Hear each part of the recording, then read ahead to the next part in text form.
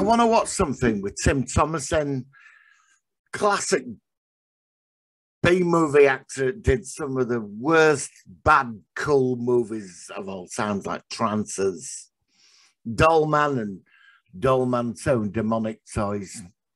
I want something, a cheesy, satirical, sci-fi, war, comedy, B-movie with cheesy effects and death by cheesy effects. I want 80 dead bodies flung all over the place. 3 machine gun battles, explosions. Yeah, and an exploding alien spaceship. And I want to see the Führer get decked. Now, where could I watch something like that? Where? Ha! Der Arme. Ist zweimal verdammt. Oh, mein Führer. Sind Sie verwundet? Das ist unentschuldbar. Pinch me, Dolan. Did I just KO Hitler? You sure did, champ.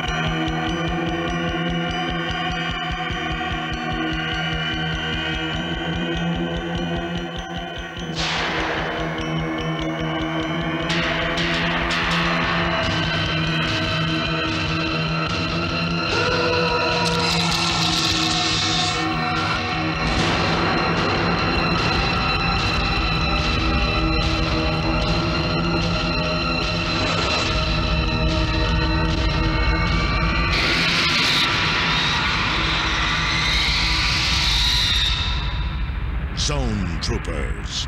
It takes war to another dimension.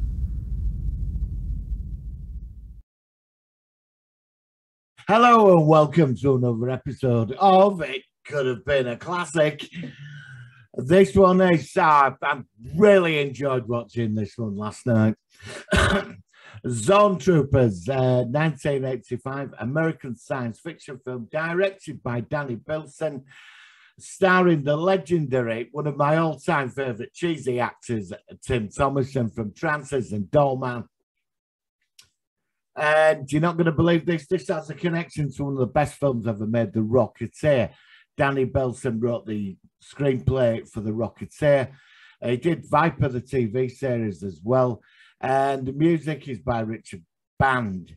The premise for this is everything you want in a B-movie science fiction film. I just love watching this.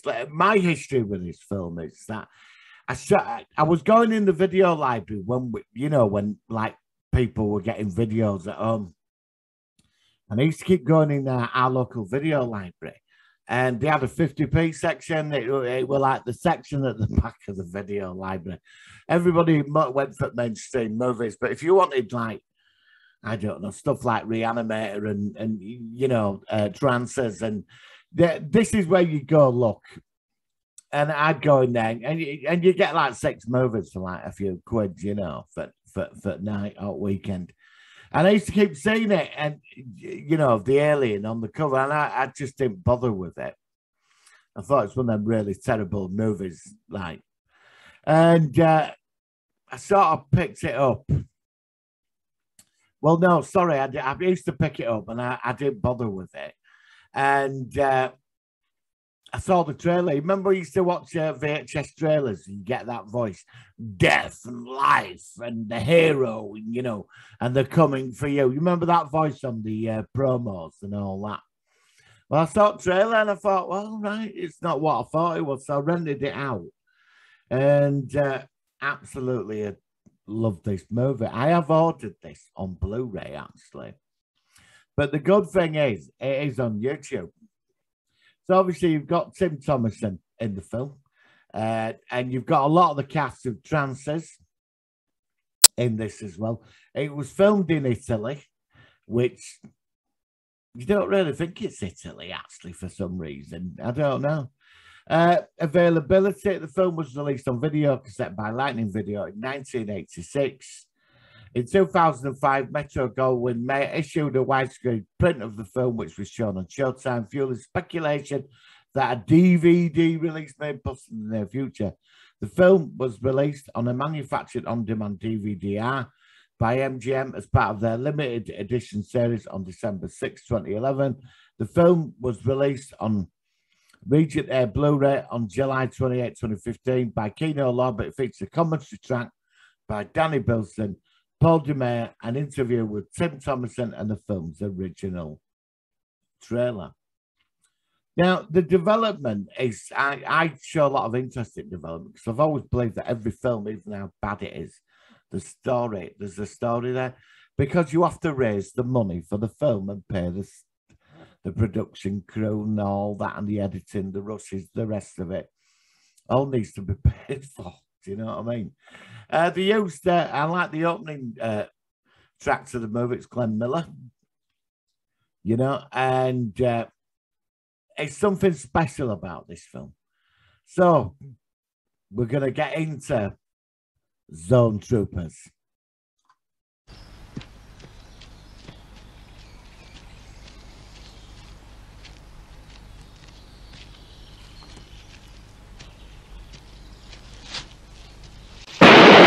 Sarge! They got the Sarge! No, look!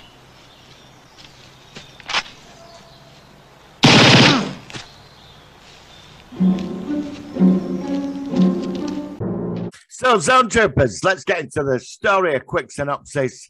The film starts off quite interesting. You've got some GIs led by the Iron Sarge. Tim Thomerson, he can't die. Every time he gets shot, he just gets back up or reappears. I don't know, he must I don't know, he's invulnerable or something. You never really go into it, he just survives. You've got Joey with all the imagination. He's like the young GI kid. And at first he's a bit annoying, but you sort of do like him. And then you've got Mittens. He's like the big lug, you know, the big muscle guy. They're all dedicated to the cause. And then you've got Dolan's, who's like this famous reporter. And he's on a mission to interview the Iron Sarge. And the Sarge is really dedicated to his job, right? And he just wants to get his men home. And they're lost behind enemy lines, but they're being stalked by this alien, right? And you get to see its vision, a bit of pre-Predator, you know, but the Nazis that are involved, the evil Nazis. Well, what's happened is spaceship has come down. And the Nazis have got hold of it and they want to use technology to take over the world. The SS is in there, this elite division. And these four GIs, because there were a group of them, they all got massacred in the first sort of couple of minutes of the movie when they were around this barn. Interesting, a lot of the guns weren't going off. They were just all stood there with guns, you know, Germans. Like, you know, but you don't mind that. This film is what it is, I suppose. And then sort of like the Iron Sarge gets off his arse and they take out the entire German platoon. And the compasses don't work and there's strange things going on. And the film, it goes off in unusual directions, like they go in the barn and the reporter and Mittens. Because Joey, the soldier, sees the alien outside and he freaks out because he reads all these science fiction magazines, right? Mittens' machine gun's called Velma. It's named after his girlfriend or something. And they're all sort of like, he comes running as I've seen some, and they think it's the day. Two of them go hunting, and they find a Nazi camp. And, you know, and Iron Sarge wakes up and says, where have they gone? He said, they've gone hunting for a deer or a moose. You don't get mooses in Italy, right? So anyway, a lot of running about, the aliens following them. And it sort of gets quite interesting because they get into the Nazi camp, the Seat spaceship. But Iron Sarge and Joey find the spaceship and they go aboard. And we get to see what it's like inside the alien spaceship. Now, I have to say, I was quite impressed with the alien spaceship set. It is quite big, and this is before CGI, you know. So this film does have its surprises, and the sets inside were quite impressive.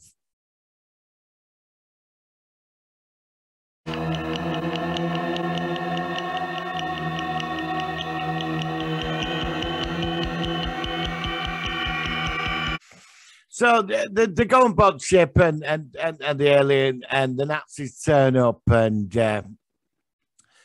they get their exploring ship, Iron Sarge, Tim Thomerson and Joey, and they discover that, well, Tim Thomerson, the other guy's going, look, it's a spaceship probably from Venus or Mars. Now, you're talking Flash Gordon years. This is how people used to probably think back then about spaceships and science fiction.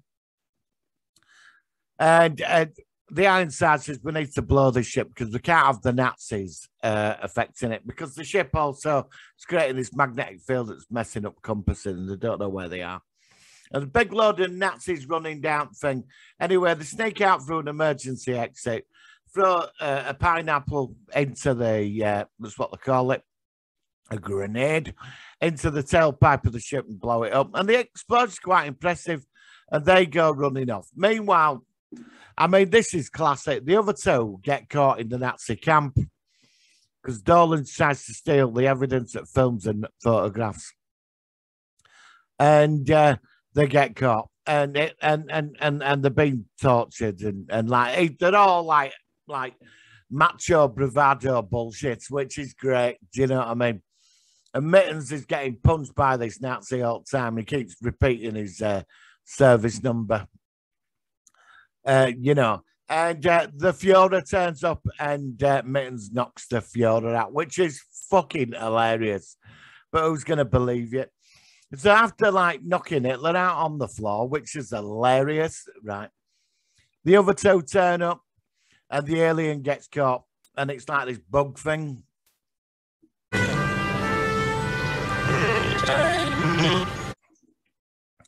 So they escape the Nazis in a truck, and the car chase is appalling. But this is what you expect. They drive into a tree.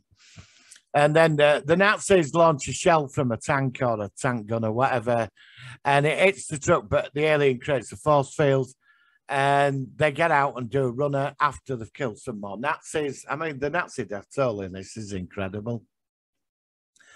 I mean, I don't know why they bother. It's just one humiliation after another. So they go run off, right? And they find a tomb and they go hide in tomb with alien. And there's this ridiculous scene where the alien, they're trying to feed it and it's going, look, I can't eat that. But it can eat cigarettes, right? And it trades them a holographic projector and it creates a woman. And Joey and Mittens get a bit silly about it because they've got this holographic woman there.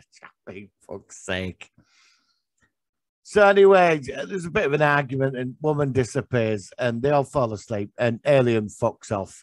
So alien clears off and they're all looking for alien next morning because they said, look, we better find it because if Nazis get older alien, like, you know. So they're walking up this hill. And there it is, Jeff Bezos' Blue Origin rocket. I'm sorry, but do you know what I mean? It's like this weird-looking spaceship there.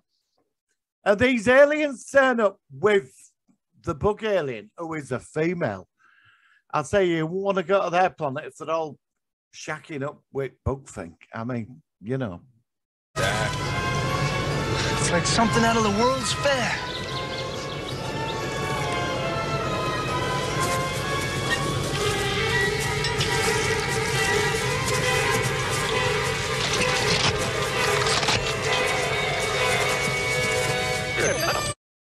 So, like, they find Jeff Bezos's Blue Origin, well, the spaceship, and the aliens, like, you know, they try and communicate with them, and they stick this stupid thing in their ear, and a tank turns up and fires the shell at the spaceship.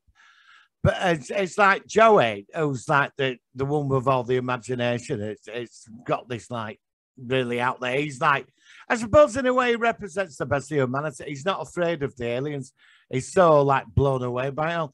He saves the bug-eyed alien female's life, but he dies, and it's quite touchy. It's really bad.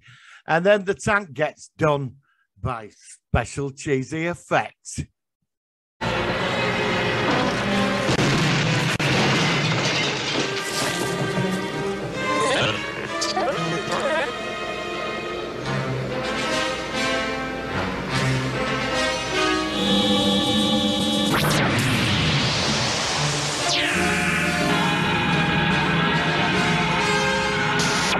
So after they meet these, like, blue aliens, and the ship's been slightly damaged, they have to fix it. And then what happens is, like, the blue aliens team up with the American soldiers after Mittens says that the Nazis, they're not like us.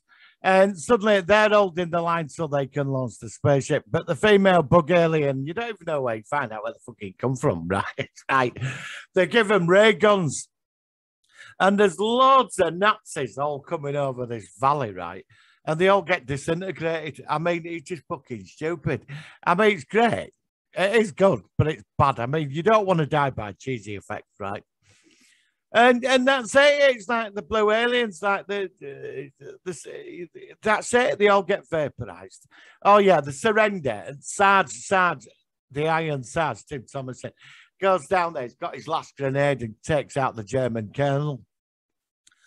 And there's Mittens and Dolins left, and the aliens go off into space and didn't even give them a ray gun to keep. And Mittens says, you know, you're going to have to write about this in paper. He said, well, I've got no evidence who's going to fucking believe us that you decked Hitler. We met a load of aliens, took out an entire contingent of the SS. He said, yeah, but you could write it as a comic book. And they're in dark, heading back to the lines, and guess who stood there? With the Glenn Miller music kicking off. You know, all that in the shadow, and he asked for a cigarette, and there he is, the Iron Sarge. He survived again. And that's the film. Now, you're going to ask, could this have been a classic?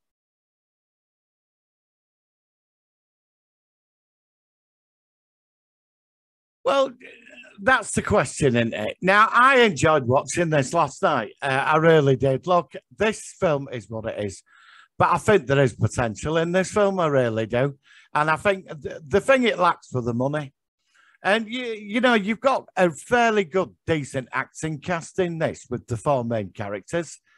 You know, I mean, forget that. I mean, the spaceship scene was quite impressive. I mean, that was a massive thing to build. I mean, the size of it. You know, and I like the interiors. I mean, they did really try with what they had for this film. But like I said, Martin Bilson, I mean, this guy did Rocketeer and you know, and Viper, and he's done numerous, got quite an outstanding career. And Trancers, you know, I love Trancers. I'm such a big fan. So what I'm trying to say is that, you know, does Zone Troopers have it all? Of course it does. Aliens, Nazis, alien technology, fanatical Nazi cults, the four standard GI soldiers, and one of them's like never dying, and he's a hero, and rest of it. And the music is very good for this film. This film is a simple, nice ride to watch. But could you imagine what they could do with the budget and the right people on this today? I'm going to say it, Zone Troopers, you're going through. Unlike the fucking mess yesterday of, well, do I have to say it, Battlefield Earth? Zone Troopers, you shit all over Battlefield Earth, and you're going through this week. You are a classic.